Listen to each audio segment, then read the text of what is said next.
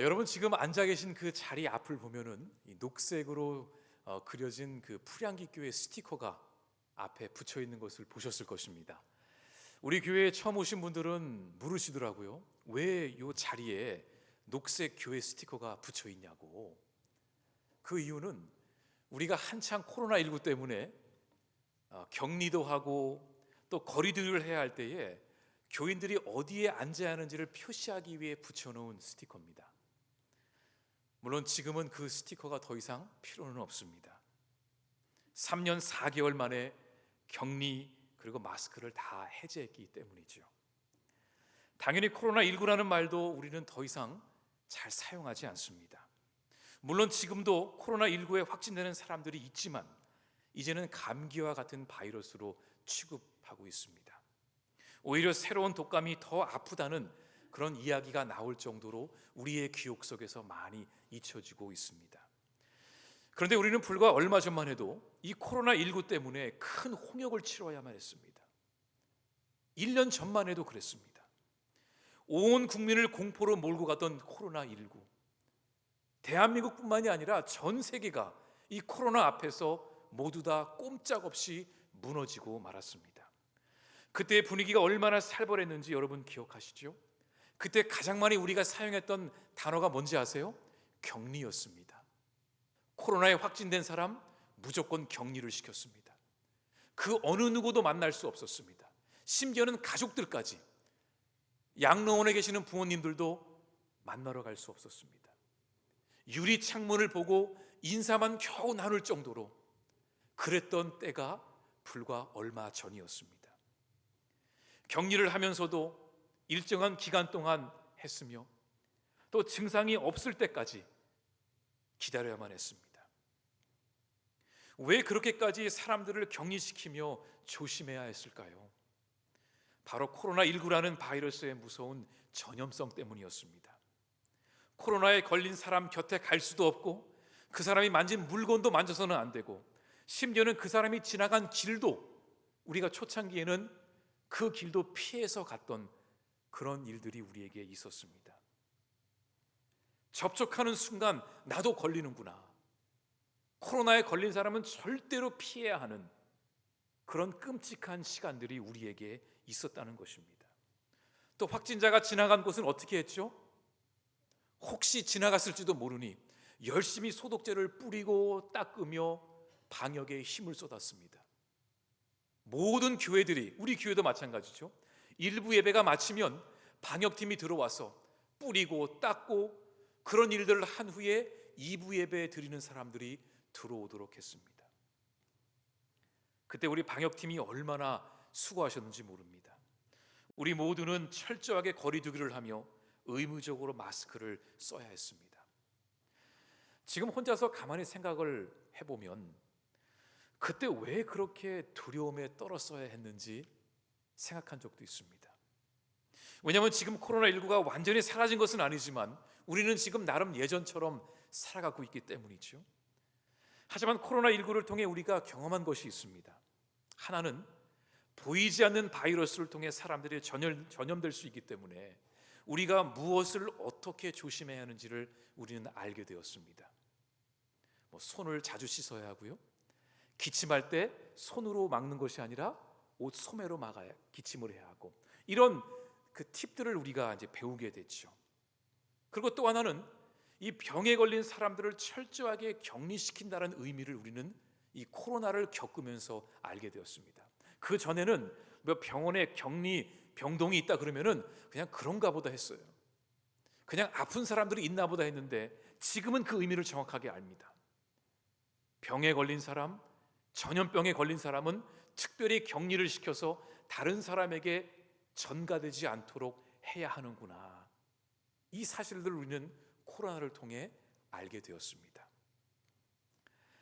그런데 놀랍게도 지금으로부터 3,500년 전에 이스라엘 백성들이 애굽을 나와서 광야에서 40년을 살아가고 있을 때에 그들도 우리와 비슷한 경험을 먼저 했던 것입니다. 하나님께서는 백성들에게 만약에 공동체 안에서 병에 걸린 자가 나올 경우에 그 사람의 증상이 없어질 때까지 철저하게 격리를 시켜야 한다는 그 규례를, 그 율법을 레위기서에 기록하게 하셨습니다. 그리고 그 사람을 부정한 자로 여기게 했습니다. 부정한 자가 만지는 것마다 부정해진다는 것을 가르쳐 주시면서 그 부정함이 온전히 사라질 때까지 그 사람은 철저하게 공동체로부터 격리가 되었던 것이죠. 여기 레위기에서 말하는 그 병은, 그 질병은 바로 유출병을 의미했습니다. 여러분, 유출병이 뭔지 아시죠? 이 몸에서 출혈이 있거나 몸에서 피를 흘리거나 또 피부병이 있어서 고름을 흘리거나 또 몸에서 정상적이지 않은 어떠한 유출이 있을 경우에 그 사람은 병이 있다고 여기고 그 사람을 부정하다 하며 철저하게 공동체 안에서 격리를 시켰던 것입니다. 여기서 부정하다라는 뜻은 깨끗하지 못하다라는 성경적인 의미를 갖고 있기도 합니다. 그러면 왜 이렇게 몸이 아파서 부정하다 여김을 받은 자를 격리시켜야만 했을까? 또 어떻게 격리를 시켰을까? 그 자세한 내용이 이 레위기 15장에 나옵니다. 제가 읽어드릴게요. 2절부터 5절까지의 말씀인데, 이스라엘 자손에게 말하여 이르라. 누구든지 그의 몸에 유출병이 있으면 그 유출병으로 말미암아 부정한 자라. 그의 유출병으로 말미암아 부정함이 이러하니 곧 그의 몸에서 흘러나오든지 그의 몸에서 흘러나오는 것이 막혔든지 부정한즉 유출병 있는 자가 눕는 침상은 다 부정하고 그가 앉았던 자리도 다 부정하니 그의 침상에 접촉하는 자는 그의 옷을 빨고 물로 몸을 씻을 것이며 저녁까지 부정하리라. 이 외에도 이 부정하다라는 병에 걸린 사람들을 철저하게 격리시키고 그 사람이 만진 것들, 입었던 옷들, 그 모든 것들은 그 누구도 만지지 못하도록 했던 것입니다. 그 이유는 이 부정함이라는 것, 이 유출병이라는 것은 전염병과 같아서 빠르게 퍼져나갈 수 있다고 믿었기 때문이었습니다. 그래서 누구든지 그 병에 걸려서 부정함으로 여겨진 자는 그 사람을 만지게 되면 만진 사람도 부정해진다고 여겼던 것이죠. 그래서 이스라엘 공동체는 그 병든 자를 그가 온전히 병에서 나을 때까지 격리를 시킨 것입니다. 그리고 병이 다 나으면 몸에 아무런 증상이 없으면 그때 공동체 앞으로 나와서 제사장이 그의 몸을 살피고 이 사람은 더 이상 아프지 않습니다, 이렇게 선포를 해야만이 그 사람이 온전히 공동체 안으로 들어올 수 있었던 것입니다. 이제 우리도 코로나19를 겪었기 때문에 이 공동체에서 격리를 당한다는 것이 무엇인지를 잘 알고 있지요. 자, 그렇다면 왜 이스라엘 백성들은 그 공동체 안에서 이 병에 걸린 자들을 철저하게 격리시켜야만 했는가? 병에 걸린 게 본인 잘못도 아니고 또 인자하신 하나님이 아픈 자들을 차별하시는 것도 아닌데 왜 그러셨을까? 아까 말씀드렸지만 이 레위기서는 이스라엘 백성들이 광야에서 살아가고 있을 때에 주신 하나님의 말씀이었습니다. 그렇기 때문에 이 광야라는 곳, 아무것도 없는 이 넓은 광야에서 그 많은 사람들이 집단 생활을 했으니 무엇을 가장 조심해야 했을까요? 전염병이었습니다. 누구 한 사람이 아프면은 순식간에 퍼져갈 수 있기 때문에 이 공동체 안에서 병에 걸린 사람, 부정함으로 여겨진 사람을 철저하게 따로 분리시켰던 것입니다. 그리고 몸 상태가 좋아지면 다시 들어오게 했던 것이죠. 이것은 차별이 아니라 공동체 모두의 건강을 위한 것이었습니다. 즉 위생적인 부분을 확실하게 하고자 이 규례들을 하나님이 주신 것이었죠. 그래서 예를 들어 여성들이 한 달에 한 번 생리를 할 때에도 그 기간 동안은 격리되어야만 했습니다. 그리고 그 기간이 지나면 다시 공동체로 들어왔습니다. 근데 여인들뿐만이 아니라 나병 환자들, 몸에 어떠한 병이 있어서 피 흘림이 있는 자들, 그런 사람들은 모두 다 격리되어야만 했던 것입니다. 하지만 광야 생활이 다 끝나고 나서도 이 유대인들은 그 레위기의 율법을 계속해서 지켜나갔던 것입니다. 그래서 나병 환자들이 어쩔 수 없이 밖에 나와야 할 경우에는 이 나병 환자들이 온 사람들 앞에서 소리를 질러야만 했습니다. 나는 부정한 사람입니다. 나는 부정한 자입니다. 이렇게 소리를 지르면 그 소리를 들은 무리들이 알아서 자리를 피했던 것입니다. 왜 그럴까요? 부정하다 여긴 사람 곁에 있거나 그 사람을 스쳐가거나 그 사람이 만진 것을 내가 만지게 되면 나도 부정하다 여겨질 수 있기 때문에 이 나병 환자들은 어디를 가든지 소리를 치며 내가 얼마나 부정한 자인지를 말해야만 했던 것입니다. 그런데 예수님은 그 부정하다 여김을 받은 나병 환자를 만져주셨어요. 그리고 안아주셨어요. 그 모습을 바라본 바리새인들이 얼마나 화가 났겠습니까? 저 예수가, 유대인의 랍비라고 불리는 자가 레위기의 율법을 어기며 부정한 자를 만졌다는 이유로 많은 비난을 하기도 했습니다. 제가 왜 여러분께 이 이야기를 장황하게 드리냐면은 오늘 본문에 나오는 여인이 있는데 이 여인은 무려 12회 동안 혈루증으로 아파하고 있었습니다. 혈루증, 그게 뭐죠? 바로 레위기 15장에 나오는 유출병 중에 하나입니다. 무슨 이유인지 모르겠지만 이 여인은 지난 12년 동안 계속해서 하혈을 했던 것입니다. 멈추지가 않았습니다. 몸이 아파왔습니다. 그래서 부정하다 여김을 받을 수밖에 없었고 그 결과 공동체에서 철저하게 스스로를 격리해야 했습니다. 우리도 코로나 기간 동안 일주일 방 안에 있는데 얼마나 힘들었어요. 아마 유튜브가 없었으면 많은 사람들이 힘들었을 겁니다. 일주일도 버티기 힘든데 이 여인은 무려 12회 동안 그 부정하다 여김을 받고 스스로 격리되어 살아갔던 것입니다. 이 여인의 인생이 얼마나 비참했겠습니까? 이건 살아있는 게 아니죠. 죽어도 죽을 수 없는 인생, 아무런 답이 보이지 않는 인생, 이 여인은 그런 삶을 살아갔던 것입니다. 왜 성경은 이 여인이 12회 동안 아팠다고 말할까요? 정말로 딱 12년간만 아팠다는 뜻일까요? 성경에서 12이라는 그 숫자는 중요한 의미를 갖고 있습니다. 이 여인이 단순히 12년 동안 아팠다라는 의미만이 아니라 이 12이라는 숫자는 완전수를 의미하는데 이 여인은 완벽하게 빈틈없이 아팠다라는 것입니다. 다시 말해 이 여인의 병은 고칠 수 없었던 병이라는 것입니다. 12년 동안 병을 고치지 못하고 이 병을 안고 살아갔던 것입니다. 근데 이 여인이 나름 재정적인 여유가 조금 있었던 것 같습니다. 성경은 이 여인이 많은 의사들을 만났다고 합니다. 또 좋다는 약은 다 먹어보았다고 합니다. 그래서 가진 돈을 다 탕진했습니다. 근데 결론은 병은 고쳐지지 않았습니다. 오히려 그 여인의 병은 더 악화되었다고 성경은 말합니다. 오늘 우리가 읽은 본문 26절을 보면은 이 한 구절이 이 여인의 비참한 상황을 우리에게 가르쳐 줍니다. 많은 의사에게 많은 괴로움을 받았고 가진 것도 다 허비하였으되 아무 효험이 없고 도리어 더 중하여졌던 차에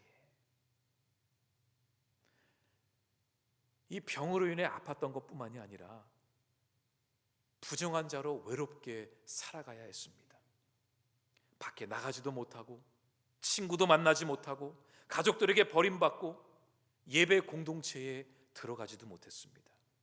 이런 인생이 어디에 있을까요? 이 여인은 점점 죽어가고 있었습니다. 절망 그 자체였습니다. 여러분, 왜 인생 가운데 절망이 찾아올까요? 절망스럽다. 왜 절망이 찾아오죠? 가진 것이 없어서 그럴까요? 남들처럼 좋은 집에 좋은 직장을 갖지 못해서 그럴까요? 몸이 아파서요? 문제들이 생겨서요? 내 삶에 결핍이 있기 때문에 절망이 찾아오는 것이 아닙니다. 가진 것이 없는 인생이 불쌍한 인생이 아닙니다. 살면서 있을 때도 있고 없을 때도 있습니다. 아플 때도 있고 건강할 때도 있습니다. 모진 풍파가 찾아오는 것이 인생입니다. 그런데 이 삶에 소망이 없을 때에, 내일을 기대할 수 있는 희망이 하나도 없을 때에 그 인생은 너무나 불쌍하고 안타까운 인생이 되는 것입니다. 하지만 반대로 내가 지금 너무 어렵고 힘든 상황 속에 있을지라도 내가 일어서야 할 소망이 나에게 있다면, 내가 내일을 기다릴 수 있는 그 이유가 있다면 우리는 힘을 내어 버틸 수 있습니다. 여러분, 프리한기 교회가 있기 때문에 다음 주일이 기다려지는 인생은 행복한 인생입니다. 어떤 사람은 뭐 교회가 가는 게 뭐 그리 대단한 행복이냐 그럴 수 있습니다. 일주일에 한 번 가는 거 그게 무슨 인생의 소망이냐 그럴 수 있지만 여러분, 그렇지 않습니다. 내가 주일날 내가 사랑하는 교회에 와서 영적으로 내가 충전받고 그 힘으로 한 주를 살아가는 것, 내가 말씀을 듣고 내가 기도할 수 있는 지체들이 있고 함께 찬양하고 맛있는 교회 밥을 먹고 담임 목사를 언제든지 만날 수 있고, 여러분, 우리 교회 주보 뒷면에 나와 있는 광고 혹시 여러분 이거 아시는지 모르겠습니다. 맨 위에 보시면은 담임 목사는 성도 여러분 곁에 있습니다. 제가 이 문구를 쓰려고 얼마나 고민했는지 모릅니다.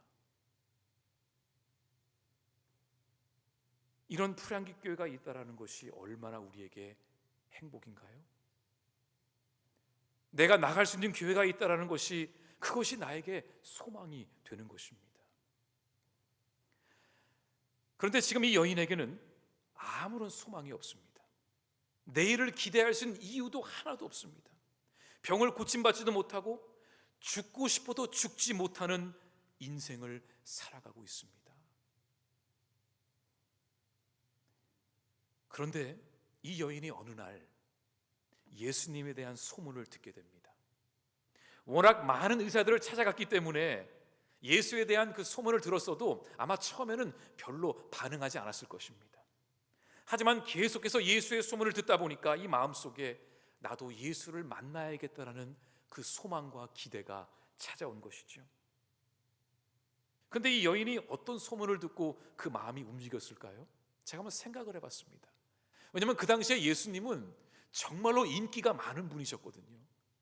엄청난 기적을 일으키신 분인데 물 위를 걸어 다니셨죠. 죽은 그 과부의 죽은 아들을 살리셨죠. 물을 포도주로 바꾸셨죠. 눈먼 자를 보게 하셨죠. 너무나 많은 기적을 일으키신 주님이셨는데 이 여인은 그 많은 소문들 중에 어떤 소문을 듣고 예수를 만나야겠다 다짐했을까 생각을 해보니까 아마도 나병 환자의 이야기를 들었을 것입니다. 왜냐하면 나병 환자도 이 여인처럼 부정하다 여김을 받은 사람이었거든요. 이 여인도 나병 환자처럼 격리되어 부정함을 가지고 살았던 여인이었기에 예수님의 나병 환자를 고쳐주셨다라는 소문을 듣고 마음속에 소망이 찾아왔을 것입니다. 그래서 이 여인은 예수님이 근처에 오셨다라는 소식을 듣자 앞뒤 가리지 않고 무조건 예수님을 찾아 나선 것입니다. 그런데 예수님이 계신 곳으로 가보니까 이미 예수님은 수많은 무리들 사이에 에워싸여 계셨어요. 기적을 일으키시는 분이라 소문이 났으니 얼마나 허다한 무리들이 예수님을 찾아와 그분을 만지려고 했겠습니까? 지난번에 우리가 그 뉴스 영상에 이 필리핀에서 블랙 지저스라는 그 문구가 나오면서 많은 사람들이 그 예수의 형상이 지나갈 때 손수건을 던지고 그 손수건을 붙잡은 사람이 예수의 형상을 닦아서 다시 던져주는 그런 모습을 뉴스를 통해 보셨을 것입니다. 저는 그런 생각이 들었어요. 이 예수를 만나기 위해 얼마나 많은 사람들이 찾아왔을까. 그러니 여인이 그 자리에 섰을 때에 무슨 수로 예수님을 만나겠습니까? 그런데 이 여인은 그 많은 무리들 사이를 들어가서 예수님의 옷자락에 손을 대고 말았습니다.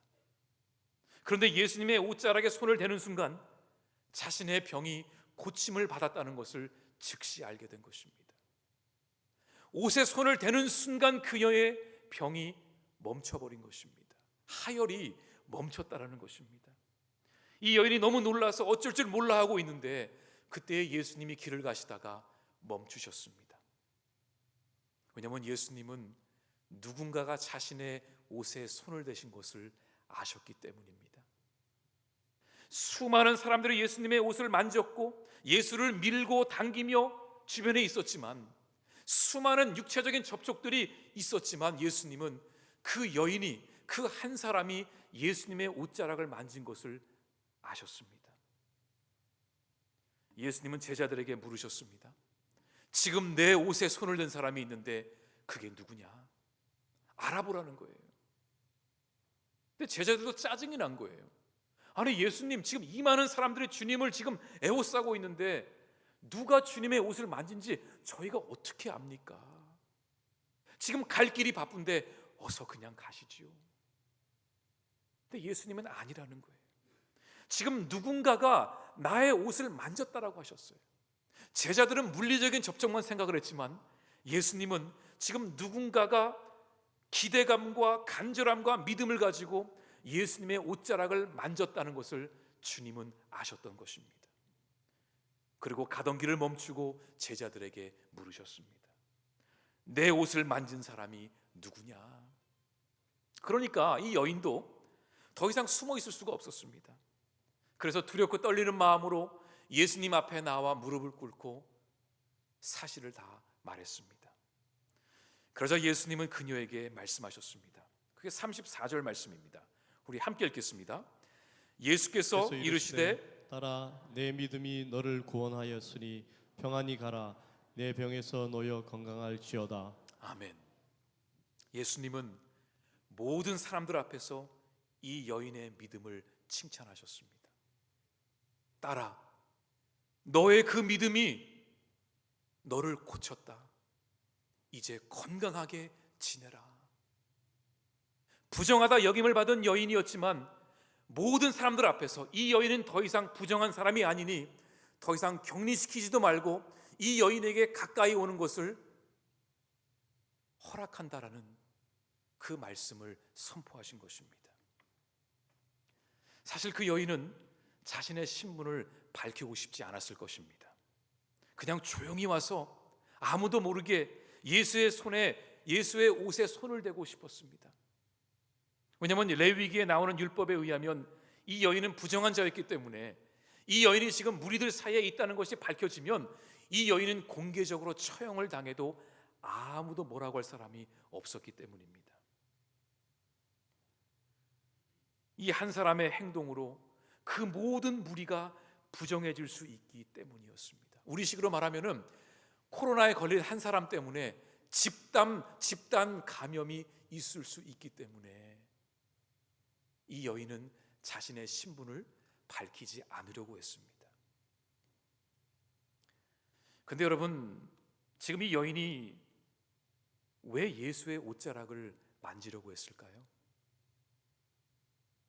당당하게 앞에 나와서 주님, 저도 고쳐주십시오, 바디메오처럼 그 다른 병자들처럼 말할 수도 있는 거 아닙니까?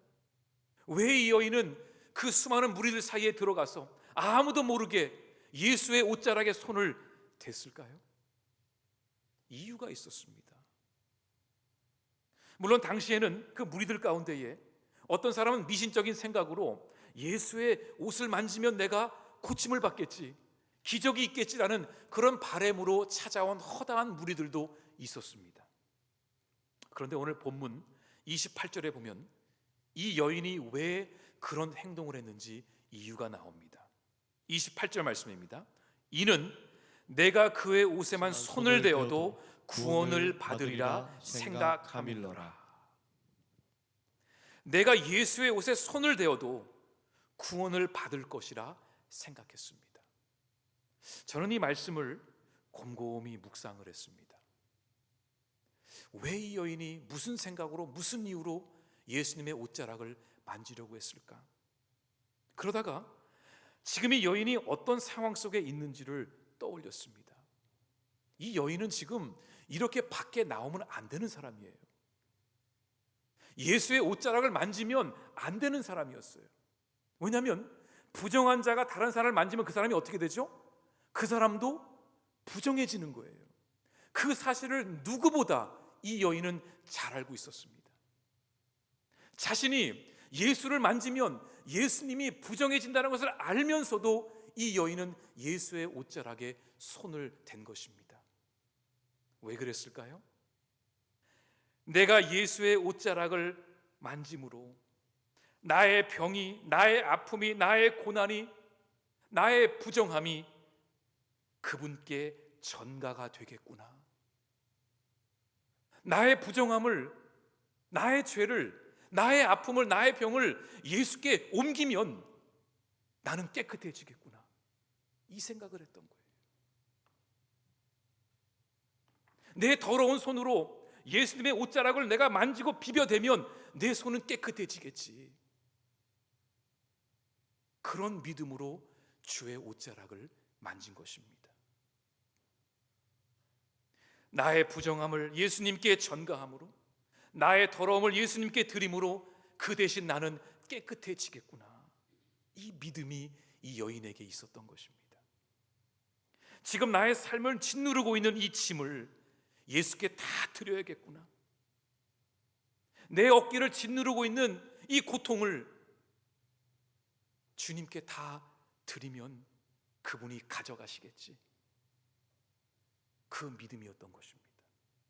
그러면 나는 살 수 있겠지 생각했습니다. 내가 살기 위해서는 예수를 붙들어야겠구나. 내 인생의 답은 예수님밖에 없구나. 나를 살리시고 고치시는 분은 예수님이시구나 생각했습니다. 어떤 사람은 이 여인의 행동을 무례하다 여길 수도 있습니다. 아니, 자기의 더러움을 예수님께 옮겨? 당신의 부정함을 주님께 드린다고? 이런 나쁜 사람이 이렇게 생각할 수도 있어요. 그런데 예수님은 이 여인의 그 믿음을 귀하게 여기셨어요. 왜냐고요? 이 여인이 비록 예수에 대해 많은 것을 알지 못해도 한 가지 분명히 알고 있는 것이 있었어요. 예수님이 이 땅에 오신 목적을 이 여인은 알고 있었던 것입니다. 예수님이 하신 말씀이 있습니다. 나는 건강한 사람들을 위해 온 것이 아니라 병들고 아픈 자를 위해 오셨다 그랬어요. 예수님이 이 땅에 오신 이유는 한 가지였습니다. 이 여인의 죄와 우리의 죄를, 이 여인의 아픔과 우리의 아픔을, 이 여인의 무거운 짐들과 우리의 무거운 짐을 예수님이 대신 십자가에 지고 가시기 위해 이 땅에 오셨습니다. 그래서 예수님은 우리에게 이렇게 말씀하셨죠. 수고하고 무거운 짐을 진 자들아, 부정하다 여김을 받고 고통받고 있는 자들아, 죄로 인해 어쩔 줄 몰라 넘어져 있는 자들아, 너희들은 내게로 와서 나를 만져라 그러셨어요. 나를 만지고 나에게 가까이 오면 너희의 더러움과 너희의 부정함과 너희의 병들이 나로 인해 깨끗함을 받을 것이다. 내가 너희를 깨끗하게 고쳐주고 새 사람으로 만들어 주겠다 하셨어요. 이 여인은 12해 동안 누구도 고치지 못했던 그 병을 예수님의 옷자락을 만짐으로 예수를 부정하게 만들었지만, 예수님을 부정하게 만들었지만 그 여인은 병고침을 받은 것입니다. 이게 십자가의 은혜 아니겠습니까? 예수님은 이 여인의 그 믿음을 기쁘게 여기셨어요. 네가 나를 분명히 알고 있구나. 내가 이 땅에 왜 왔는지를 알고 있구나. 어서 내 옷자락을 만져라 그러셨어요. 사랑하는 성도 여러분, 이 여인의 믿음처럼 여러분도 예수님의 옷자락을 붙들고 여러분의 모든 짐들을 주님께 맡기시기 바랍니다. 지금 그 어깨 위에 무거운 짐을 혼자서 아파하지 말고 예수님께 드리시기 바랍니다. 예수님은 그 일을 하시기 위해 이 땅에 오신 것입니다. 말씀을 맺습니다. 그렇다면 오늘을 살아가는 우리들이 예수님의 옷자락을 붙든다는 것이 무슨 뜻일까요? 요한복음을 기록한 사도 요한은 예수님이 어떤 분이신지를 정확히 알고 있었습니다. 예수 그리스도는 하나님의 말씀이 살과 피가 되어 육신으로 오신 분이심을 아셨습니다. 하나님의 살아계신 말씀 자체가 바로 예수님이셨던 것입니다. 하나님의 말씀으로 천지를 창조하셨을 때에 예수님은 말씀으로 기적을 일으키시고 병을 고치셨습니다. 예수님의 말씀이 하나님의 말씀이셨던 것입니다. 그렇습니다, 여러분. 우리가 지금 들고 있는 이 성경 말씀 속에 예수 그리스도께서 살아계시는 것입니다. 예수님의 옷자락을 만진다는 것은 바로 말씀의 옷자락을 만지는 것입니다. 자, 여러분, 그림 한 장을 제가 보여드릴게요. 어떤 분이 일부 때 이 그림을 보여드리니까 왜 성경을 찢냐고 또 그렇게 창의적으로 해석하신 분이 계셨습니다. 성경을 찢는 게 아니고 이 성경 속에 계시는 예수님의 옷자락을 이렇게 붙드는 이 여인의 모습입니다. 12해 동안 아파서 어쩔 줄 몰라 하던 이 여인이 이 말씀 속에 거하시는 예수의 옷자락을 붙들고 치유를 받습니다. 여러분, 말씀에 능력이 있음을 믿으시기 바랍니다. 오늘 우리가 읽은 이 말씀은 우리가 있는 그대로 우리가 믿어야 합니다.